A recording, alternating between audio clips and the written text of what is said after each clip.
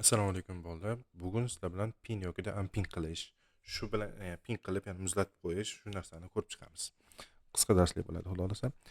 Ya'ni biron bir tashqaridan DVga olib kirganda ham delete bosganimda yokida men tanlab turib, o'shani bossam ham o'chmayapti yokida surib bo'lmayapti degan ma'noni juda ko'p aytishadi. Shuni yechimi nimada?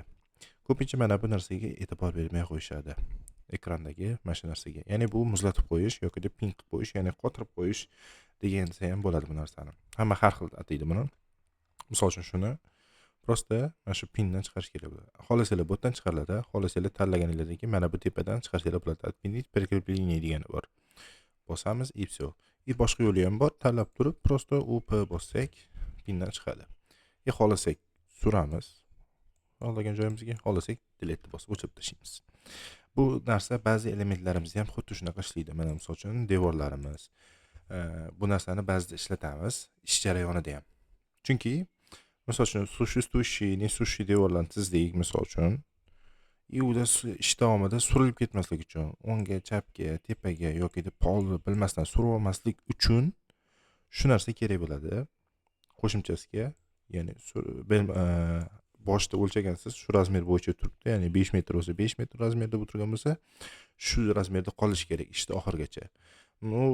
Ish jarayonida misol uchun bilmasdan tegib ketgan bo'lishingiz mumkin yoki boshqa odam tegishi mumkin. O'sha masalada misol uchun tegib ketsa ham o'zgartirishi mumkin bo'lmagan narsalar uchun shu narsa o'ylab topilgan desam ham bo'ladi. Yana misol uchun o'zgartira olmaysiz, deya olmaysiz, o'zgartira olmaysiz. O'zgartirish uchun o'sha aytganimdek pindan chiqarasiz, bemalol o'zgartiraverasiz, xohlasangiz. Ichiga kirib turib o'zgartiraverasiz. Endi hop mana pin qilish ham shu yerdan. Mana misol uchun hech narsa qilinmagan bo'lsa, pin yo'q bo'ladi aslida. Mana bu narsa ham chiqmay qolishi mumkin. O'sha paytda tepadan prosta PN deb bosasizlar klaviaturada yoki mana shuni o'zini bosib qo'ysanglar ham pin bo'ladi. Shunda ishlaydi. Endi pin qilingan narsani o'zini ham belgilamay qilsa bo'ladimi? Ya'ni hozir bildik, surib bo'lmas ekan. To'g'rimi? Surib bo'lmas ekan. Endi hozir men belgilayapman. Belgilasa bo'lar ekan. Qaranglar, mana belgilanyapti. Hammasi belgilanyapti. Belgilanishga kiryapti. Endi shu belgilanishga ham kirmasa bo'ladimi? Albatta bo'ladi. Buning uchun tepadagi vkladkada mana bu narsa bor. Выбрать закрепление элемента degani bor. Ya'ni mana bu kichkinagina ikonka turibdi. Pin va sichqonchani kursori turibdi. Prosta shuni bosib qo'ysanglar, mana endi belgilanmaydi. Pin qilingan element hammasini belgilamaydi.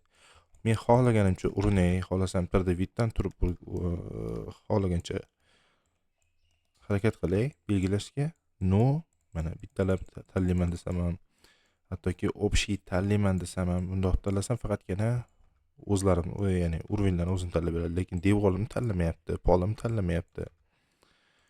Ishlamayapti. Bu nimadan? Bu ma'lumotda o'chirib qo'yilganligidan. Bosganimdan keyin belgilanishga o'tadi. Xuddi shu narsa pin bilan ishlash deyiladi. Buni ko'pchilik bilmasligi mumkin yoki ko'rsatmasligi mumkin. Odatiy narsa, lekin doimiy ishlatiladi va juda kerakli funksiyalardan bittasi. Hammalarga rahmat, sog' bo'linglar. Biz bilan qolinglar. Videoga yoqqan bo'lsa, like bosib qo'yinglar.